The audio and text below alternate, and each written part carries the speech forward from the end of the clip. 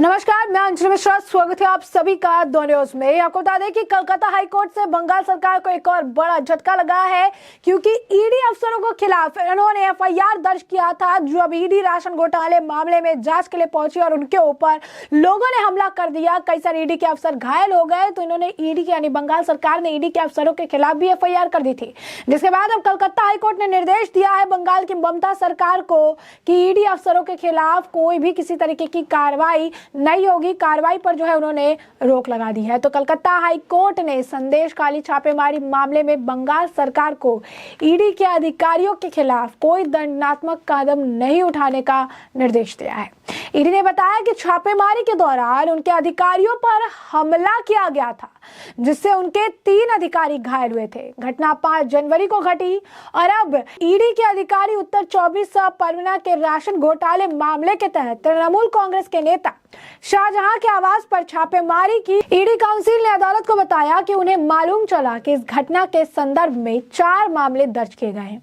उन्होंने कहा कि एक मामला ईडी ने इस घटना को लेकर दर्ज की थी, तो वही बाकी के 3 मामले उनके अधिकारियों के खिलाफ दर्ज किया गया था। न्यायमूर्ति जयसेन गुप्ता ने कहा कि ईडी के अधिकारियों के खिलाफ दर्ज एफआईआर के तहत कोई भी दंडात्मक कदम नहीं उठाया जाएगा, ऐसा उनके द्वारा कहा गया है।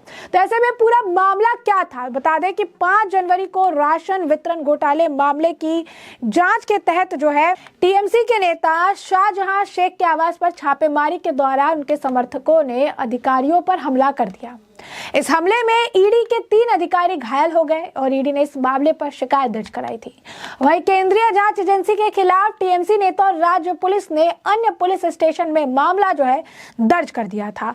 तो ऐसे में आप समझ सकते हैं कि ये मामला जो है काफी गंभीर है, जिसे लेकर अगर आप देखेंगे कि ये मामला जो है काफी ज्यादा गंभीर है और इस मामले को लेकर लगातार जो है सवाल उठ रहे थे, लगातार जो है इस मामले को लेकर चीजें हो रही थी। और ऐसे में इस मामले पर ही अब रिएक्शंस भी देखने के लिए मिला, क्योंकि ईडी ने इस मामले को लेकर हाईकोर्ट में, कलकत्ता हाईकोर्ट में मामला कल दर्ज कराया था और इसी मामले पर आज सुनवाई हो रही है। इस दौरान ईडी ने साफ तौर पर कहा था कि जिनके ऊपर अटैक हुआ, यानी ईडी अधिकारियों पे अटैक हुआ, उनके अगर आप कहेंगे चोटें आई और सारी चीजें, तो उनके खिलाफ जो है कोई जो है आप कह सकते हैं कि इन्होंने जो है कोई कार्रवाई नहीं करवाई, जिन्होंने इनके ऊपर अटैक किया। उल्टा जिनके ऊपर अटैक हुआ ईडी अधिकारियों के ऊपर, उनके ऊपर इन्होंने एफआईआर दर्ज करवाई। जिन्होंने अटैक किया, जो भीड़ थी, उनके खिलाफ बहुत ही हल्की धाराएं लगाई गई, जो कई सारे सवाल को जन्म देती है, कई सारे अगर आप कहेंगे कि एक तरह से मापदंड को जन्म देती है। और ऐसे में इस मामले को लेकर गृह मंत्रालय भी काफी ज्यादा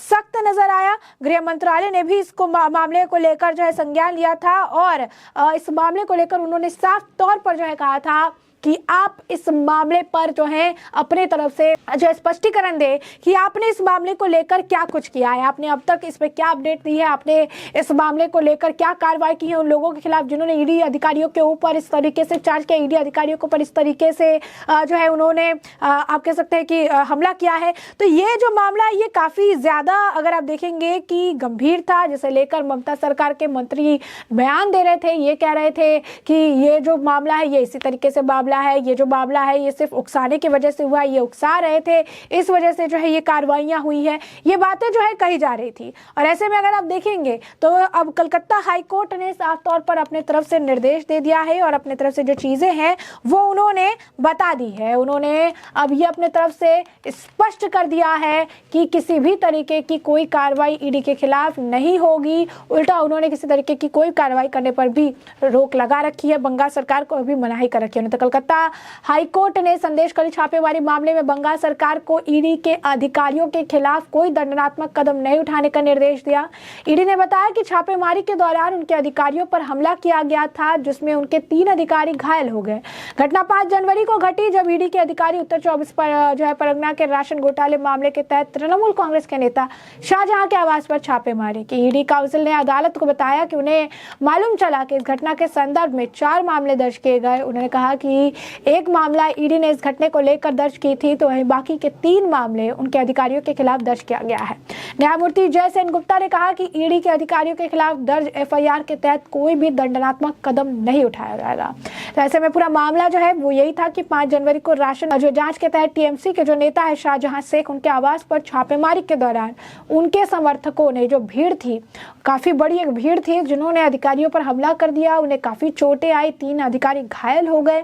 ईडी ने मामले पर शिकायत दर्ज कराई तो केंद्रीय जांच एजेंसियों के खिलाफ टीएमसी नेता, राज्य पुलिस ने अन्य पुलिस स्टेशन में भी मामला दर्ज कर लिया, जिसके बाद अब इन्हें बड़ा झटका लगा है। मनमानी नहीं चलेगी और उन्होंने जो बंगाल सरकार है उनके ऊपर भी अब ईडी के अधिकारी के द्वारा तरफ कोई भी कार्रवाई करने पर भी पूरी तरीके से जो अगर आप देखेंगे तो रोक जो है लगा दी है। तो ऐसे में साफ तौर पर अगर आप देखेंगे तो इस मामले में ये बड़ा झटका है कलकत्ता हाईकोर्ट से ममता सरकार को जो देखने के लिए मिल रहा है। शिकायत जो है दर्ज कराई गई थी और ऐसे में अब इस मामले पर सुनवाई होनी थी, जो सुनवाई जो है आज हुई है और ममता सरकार को यहाँ पर बिल्कुल राहत नहीं मिली है, उल्टा ईडी के अधिकारियों को बड़ी राहत दी गई है। एफआईआर जो उनके खिलाफ दर्ज किए गए थे उस मामले पर सुनवाई से जो है रोक लग गया है। साथ ही साथ साफ तौर पर अगर आप देखेंगे तो ये मामला काफी ज्यादा बड़ा है और इस मामले पर अब रिएक्शंस भी देखने के लिए मिल रहा है। और इस मामले पर अब जो है जांच एजेंसियों के खिलाफ टीएमसी के नेता और राज्य पुलिस के अन्य पुलिस स्टेशन में मामला दर्ज किया था और अब इस मामले पर हाईकोर्ट ने कह दिया है कि किसी तरीके की कोई रिएक्शन या कोई एक्शन जो है नहीं लिया जाएगा। तो ये स्पष्ट उन्होंने कह दिया है बंगाल सरकार को और बंगाल की पुलिस को भी उन्होंने निर्देश दे दिया है। 31 मार्च तक उन्होंने इस पर ऊपर रोक लगा दी है। 31 मार्च तक कोई कार्रवाई नहीं की जाएगी। यही नहीं, जांच पर रोक लगाते हुए राज्य सरकार को केस डायरी अदालत के सामने पेश करने का भी आदेश दिया है और इस मामले में अगली सुनवाई जो है 22 मार्च को की जाएगी। जी हाँ, बिल्कुल सही सुना आपने। अब इस मामले में जो नेक्स्ट सुनवाई है वो 22 मार्च को की जाएगी और 21 मार्च तक तब तक के लिए किसी भी तरीके की कोई कार्रवाई जो है ईडी अधिकारियों के खिलाफ नहीं करने का जो आदेश है उन्होंने दे दिया है। और इसी के साथ उन्होंने कहा है कि इस मामले की जो केस डायरी है वो भी कोर्ट में पेश करने की बात उनके द्वारा कही गई है। कहा कि उस डायरी को भी आप कोर्ट में जो है पेश करिए। अब ऐसे में आपको बता दें कि अदालत ने हस्तक्षेप की मांग की गई थी। ईडी के वकील न्यायमूर्ति जय सेन गुप्ता की एकल न्यायाधीश पीठ ने संपर्क किया था और अदालत में हस्तक्षेप की मांग की थी। केंद्रीय एजेंसी ने अपनी याचिका में कहा था कि हालांकि उसे अभी तक एफआईआर की जो पत्री है वो नहीं मिली है, लेकिन पुलिस अधिकारी उनके अधिकारियों के बयान दर्ज करने के लिए उनके कार्यालय का दौरा जो है कर रहे हैं। आरोपी की तरफ से भी जो है एफआईआर की गई थी, जिसके वजह से ये मामला कोर्ट तक पहुंचा और कोर्ट ने अब इस मामले पर संज्ञान लेते हुए जो है किसी भी तरीके से कोई भी कार्रवाई करने के लिए 21 मार्च तक के लिए रोक लगा दी है। इस मामले की जो अगली सुनवाई है, नेक्स्ट जो इस मामले की सुनवाई है वो 22 मार्च को की जाएगी। ये अपनी तरफ से जो है कोर्ट ने स्पष्ट कर दिया है। तो ऐसे में हमने आपको जो पूरा मामला है ये बड़ा विस्तार से बताया है कि पूरा मामला क्या है, किस तरीके से ममता बनर्जी सरकार को हाईकोर्ट से बड़ा झटका लगा है, जहां पर ममता बनर्जी सरकार जो है उनको कोर्ट ने निर्देश दिया है कि ईडी के खिलाफ कोई भी कार्रवाई जो है 21 मार्च तक नहीं की जाएगी। 22 मार्च को मामले की सुनवाई होगी, उसके बाद जो है फैसला आगे का लिया जाएगा और तब तक इस पूरे मामले की जो रिपोर्ट है, जो डायरी है, वो सरकार के सामने जो है कोर्ट के सामने दर्ज कराने की बात कही गई है।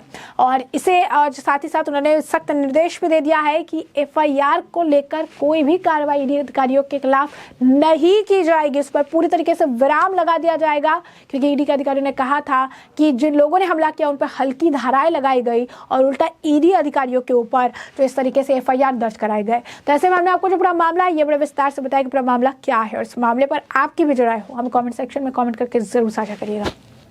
धन्यवाद।